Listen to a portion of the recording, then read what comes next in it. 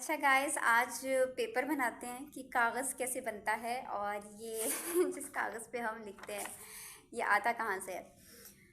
तो सबसे पहले हमारे जो दरख्त हैं खूबसूरत से हमारी वहाँ से लकड़ी आती है। हम दरख्तों की जो नेचर में मौजूद हैं वो बेचारे हमें अपनी लकड़ी देते हैं कि भाई इस्तेमाल कर लो।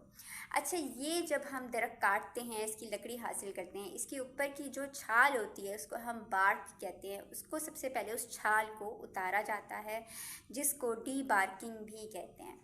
अच्छा, ये छाल उतार के हमने फेंक दी, हमें इसकी ज़रूरत नहीं है। अंदर से जो लकड़ी निकलती है अब हम इसको कट करते हैं छोटे छोटे चिप्स में, क्योंकि इसमें से हमें चाहिए होता है फाइबर। और ये फाइबर जुड़ा होता है क्योंकि सख्त है लकड़ी, तो इसको लिग्निन ने जोड़ा होता है जो ग्लू का काम कर रहा होता है। फाइबर्स को, उन रेशों को जिसने लकड़ी ये सख्त सी बनाई हुई है उनको जोड़ के रखा हुआ है मजबूती से। तो इस ग्लू लिग्निन को हमने यहाँ से हटाना है क्योंकि हमें सिर्फ इसके अंदर का नरम नरम फाइबर पल्प चाहिए। उसके लिए हम क्या करते हैं, हम इसको डाइजेस्टर में कुक करते हैं, पकाते हैं कुछ केमिकल्स के साथ। अच्छा, क्राफ्ट प्रोसेस जो आजकल यूज़ होते हैं इसको सल्फेट प्रोसेस भी कहते हैं। इसमें हम कास्टिक सोडा, सोडियम हाइड्रोक्साइड डालते हैं और इसके अलावा सोडियम सल्फाइड डलता है। सोडियम सल्फाइड अगर नहीं है तो सोडियम सल्फेट को ही रिड्यूस करवा के सोडियम सल्फाइड बनाया जाता है, क्योंकि यही है जो लिग्निन को डिसॉल्व कर लेता है और बाकी हमारे पास नरम नरम सा पल्प बचता है। अच्छा, डाइजेस्टर में प्रेशर हाई होता है 6 से 10 बार। इसके अलावा जो टेम्परेचर है वो 150 से 170 डिग्री सी हाई टेम्परेचर पे इसको प्रेशर कुकर की तरह कुक किया जाता है। और ये केमिकल्स डाल के और जो वुड चिप्स हैं ये डाल के इसको पकाया जाता है, सो डैट कि लिग्निन डिज़ोल्व हो जाए, हमारे पास पेपर जो सेलुलोज पल्प है वो बन जाए।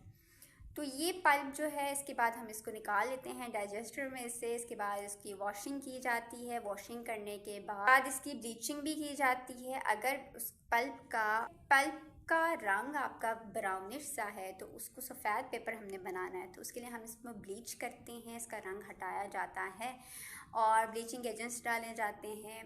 क्लोरीन डाइऑक्साइड हो गई, हाइड्रोजन पेरोक्साइड हो गई, इसे ब्लीच करके फिर हम इसमें एडिटिव्स भी डालते हैं पेपर की स्ट्रेंथ अच्छी बनाने के लिए, क्योंकि हमने एक अच्छा प्रोडक्ट बनाना है जो मेरे काम का हो। अगर ये पेपर इंक एब्जॉर्ब करना शुरू कर दे, फैलाना शुरू कर दे, तो ये पेपर मेरा किसी काम का नहीं होगा। इस वजह से इसमें कुछ एडिटिव्स डाले जाते हैं, फिलर्स ऐड किए जाते हैं, क्ले या कैल्शियम कार्बोनेट। साइजिंग मटेरियल इसलिए ऐड किया जाता है ताकि ये पानी एब्जॉर्ब करके इंक को फैलाए ना। तो ये सारे एडिटिव्स डाल के फिर हम इसमें दोबारा इसको थोड़ा सा वाटर डाल के स्लरी बनाते हैं। स्लरी होती है बहुत ज़्यादा, इसमें तकरीबन 99% वाटर होता है। अब आता है आगे मेन काम जो है जी पेपर मशीन, जिसको हम फॉर रीनियर मशीन कहते हैं, जो बड़ी फेमस है, ऑटोमेटिक है। क्या किया जाता है, इस स्लरी को हेड बॉक्स के थ्रू एक वायर मैश पे ये सारा लिक्विड फैला दिया जाता है और ये कन्वेयर बेल्ट की तरह आगे जाती है। और इसके नीचे क्योंकि ये इसके अंदर साइज़ मैश होता है, इसके अंदर होल्स होते हैं, तो पानी ड्रेन होता जाता है और एक मैट सा बन जाता है फाइबर्स का। इसके बाद ये प्रेस रोलर से पास किया जाता है ताकि वाटर और ड्रेन हो। फिर स्टीम रोलर से हीट के थ्रू इसका और वाटर जो है वो इवेपोरेट किया जाता है।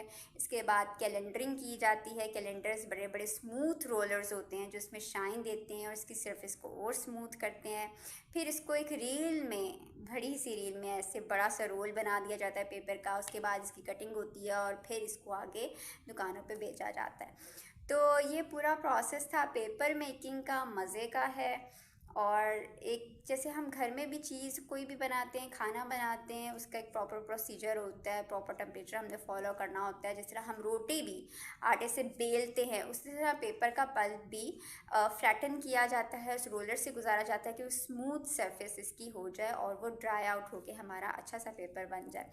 इसकी प्रॉपर साइजिंग देखी जाती है, पेपर का वेट भी हमने चेक करना होता है। तो सारा इंजीनियर्स का काम होता है कि वो हर चीज़ को कंट्रोल्ड वे में मॉनिटर कर रहे होते हैं और हर चीज़ का फ्लो रेट वगैरह एडजस्ट किया जा रहा होता है।